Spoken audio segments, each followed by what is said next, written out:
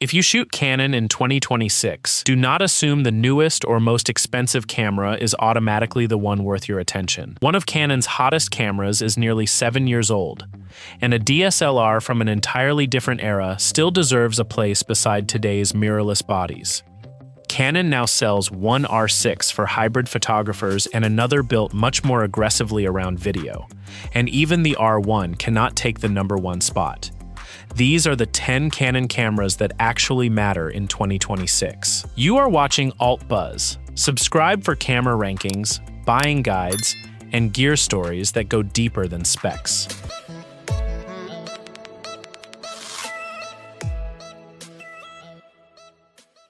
At number 10, we have the Canon EOS R50.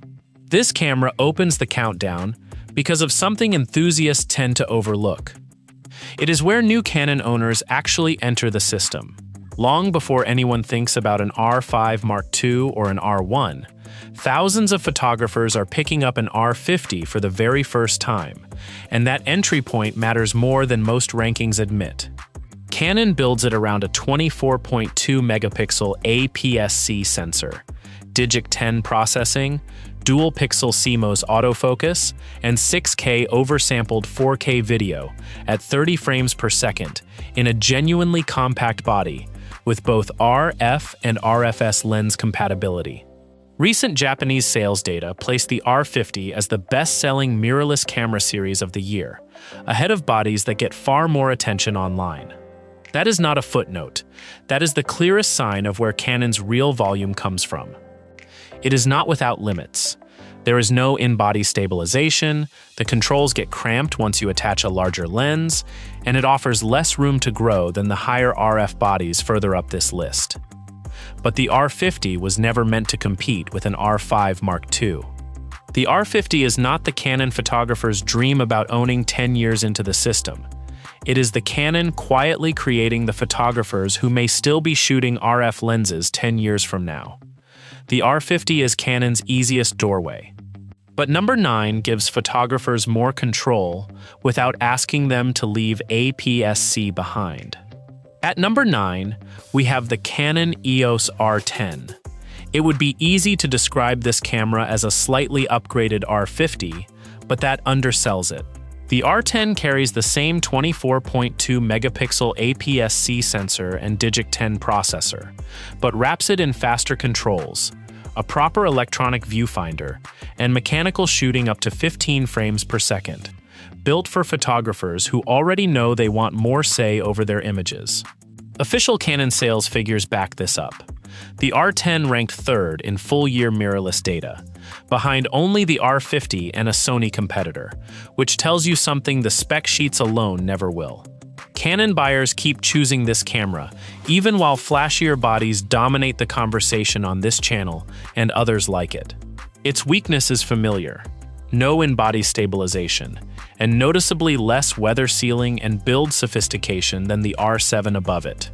But Canon has built far more impressive cameras since the R10 arrived. That does not mean most photographers actually need them. The R10 is the balanced APS-C choice.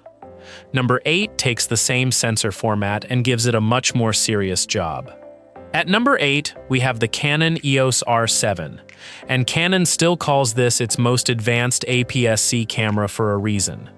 A 32.5 megapixel sensor, in body image stabilization, mechanical shooting up to 15 frames per second, strong subject detection autofocus, dual card slots, and 4K 60 video make this a body Canon actively markets for reach and speed, not affordability.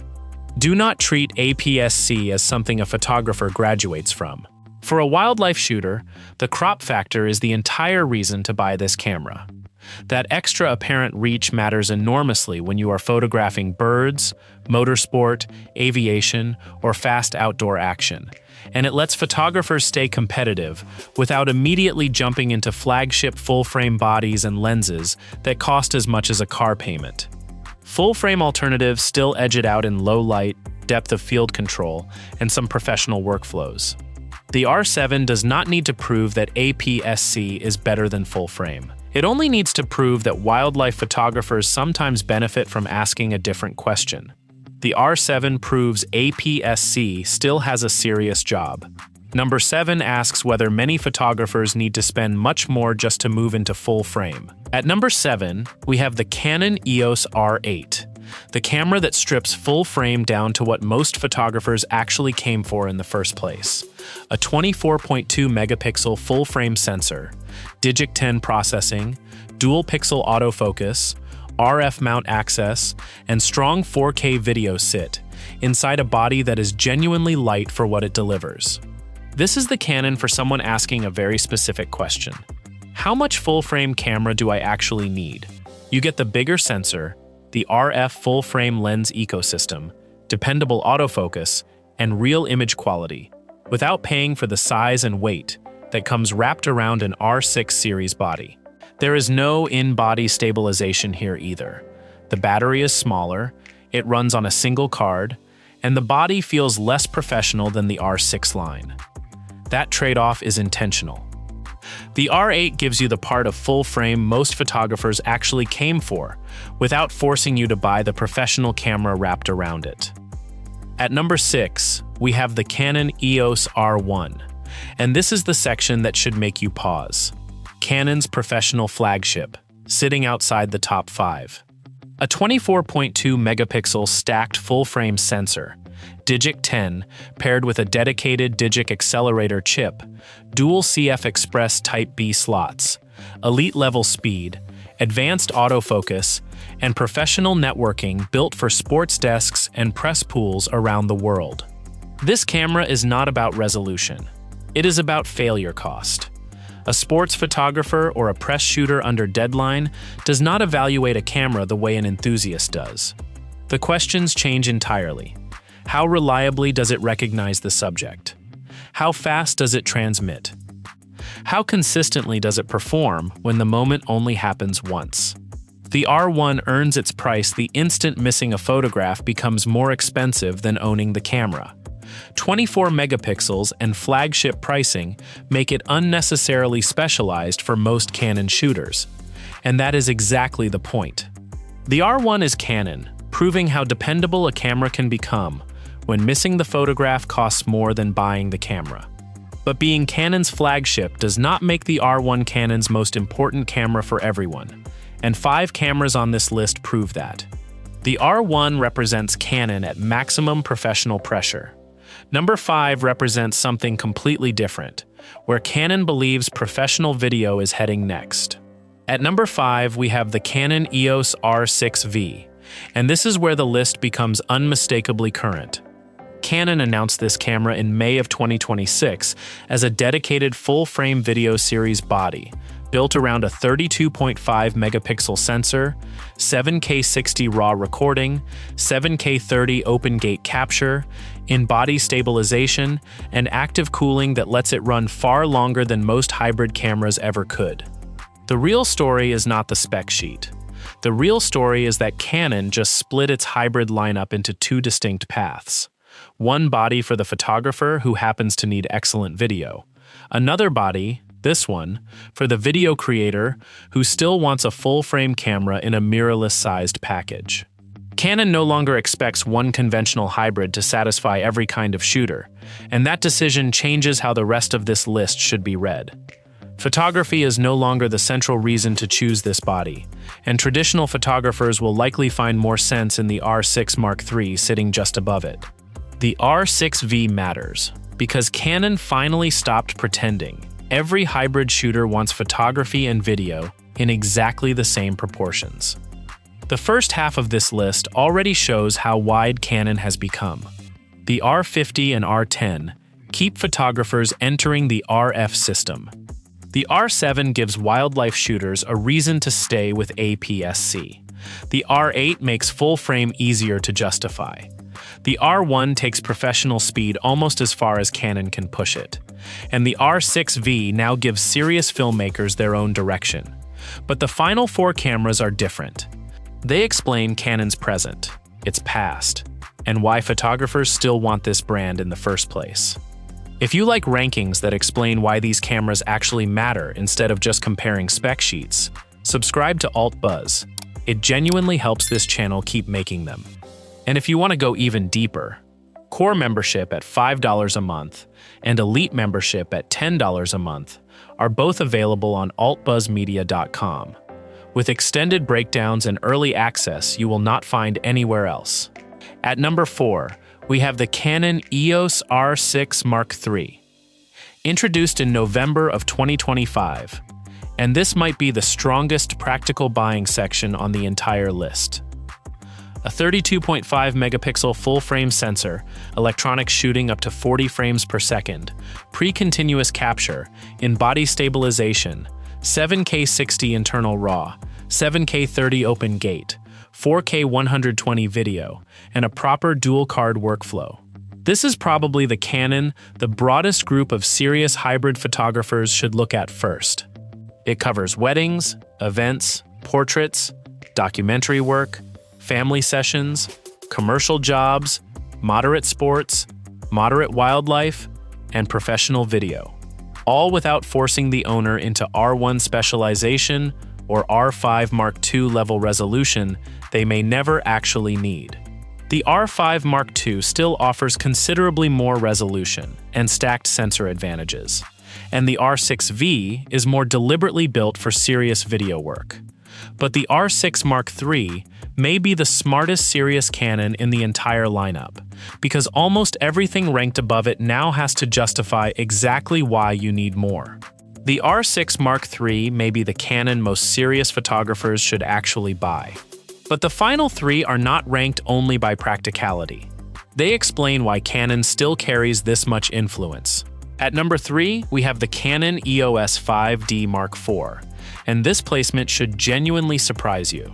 This camera launched back in 2016 and represents an entirely different era of Canon. A 30.4 megapixel full-frame CMOS sensor, 61-point viewfinder autofocus, dual-pixel CMOS autofocus in live view, 7 frames per second shooting, 4K recording, and the EF mount that defined Canon for over 3 decades. This is not here because it competes with modern mirrorless cameras. It does not. It is here because it helped define professional Canon photography for an entire generation. For years, the 5D line was the camera behind weddings, portraits, commercial shoots, journalism, and landscape work around the world.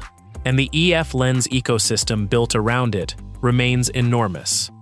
Existing Canon photographers still own the EF glass, the flash systems, the batteries, and years of muscle memory that this camera represents. Mirrorless autofocus has passed it.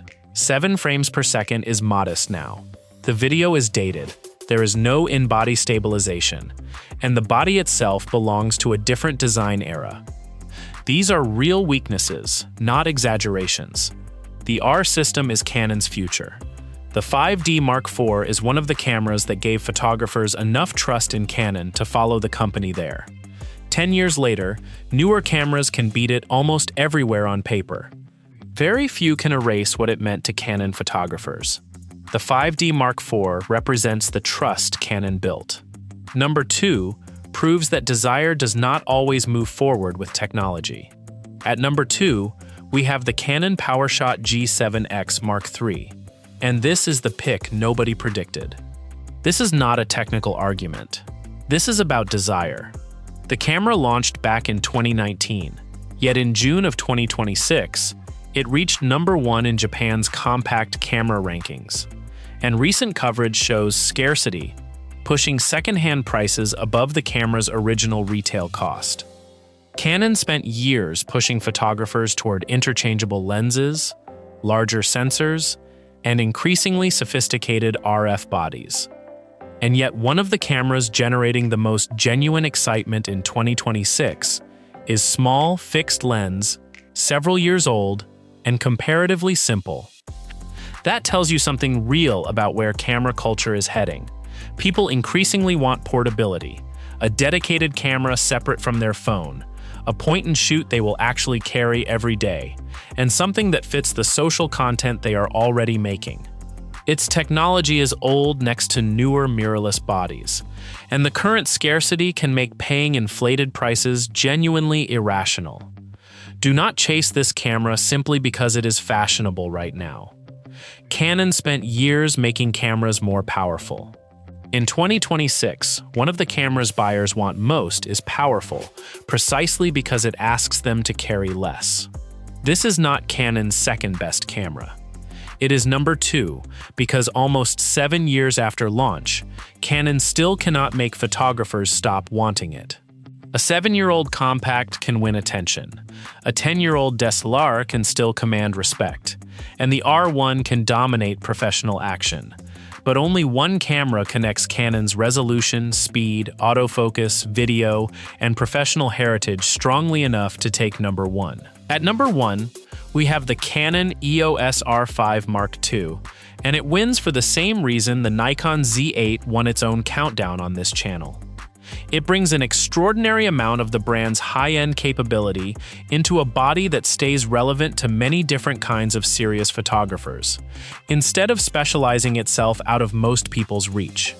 Canon builds it around a 45-megapixel back-illuminated stacked full-frame sensor, electronic shooting up to 30 frames per second, advanced subject recognition autofocus, eye control autofocus, and genuinely high-end 8K video, alongside a strong professional stills workflow. Canon describes it as the most powerful 5 series camera it has ever made, and the numbers support that claim. The R1 is more specialized, built for extreme sports, professional press, and high-pressure agency work. The R5 Mark II is relevant to far more photographers than that. It combines high-resolution, serious speed, advanced autofocus, professional stills, serious video, and crop flexibility, without ever becoming only one kind of camera. The R6 Mark III may be the smarter value, but the R5 Mark II gives this list its strongest final answer, because it shows exactly what Canon can deliver when resolution, speed, autofocus, video, and professional workflow all have to matter at the same time. It is expensive, the files are large, and plenty of photographers genuinely do not need this much resolution or performance. The R6 Mark III remains the smarter stopping point for a lot of buyers, and that is fine. The R1 shows how far Canon can specialize a camera. The R5 Mark II shows how much of modern Canon can fit inside one body without forcing the photographer into a single speciality. It is not number 1 because it wins every category. It is number 1 because there are very few kinds of serious photography where it does not belong in the conversation. If one camera has to explain why Canon still feels like one of the most complete systems in photography, the EOS R5 Mark II is that camera. Look at the whole list together and a pattern appears. The R50 keeps Canon accessible. The R10 gives enthusiasts an affordable step forward. The R7 keeps APS-C relevant for wildlife. The R8 gives photographers an easier route into full frame. The R1 protects Canon's professional flagship identity. The R6V shows where Canon is moving in serious video. The R6 Mark III may be the smartest serious hybrid Canon makes. The 5D Mark IV represents the DSLR trust Canon built its reputation on. The G7X Mark III proves cultural relevance does not follow release dates. And the R5 Mark II brings the modern system together. Canon in 2026 is not defined by one type of photographer anymore. A beginner buying an R50, a wildlife shooter running an R7, a filmmaker choosing an R6V, a press photographer working with an R1, and a creator hunting down a G7X Mark III are all buying into completely different versions of the same brand, and that diversity is the entire point. The newest Canon is not always the one that matters most. The most expensive Canon is not automatically the smartest choice, and sometimes a camera that should have disappeared years ago becomes relevant all over again. That is why the R5 Mark II wins. It does not represent one corner of Canon. It is the camera that connects more of modern Canon than anything else on this list. Which Canon would you put at number 1? The R5 Mark II, the R6 Mark III, the R1, or something completely different? Core membership at $5 a month, and Elite membership at $10 a month are live on altbuzzmedia.com. Amazon links are in the description if you want to shop through the channel, and a super thanks helps keep videos like this one coming. Subscribe to AltBuzz for more camera rankings, buying guides, and gear stories that go deeper than specs.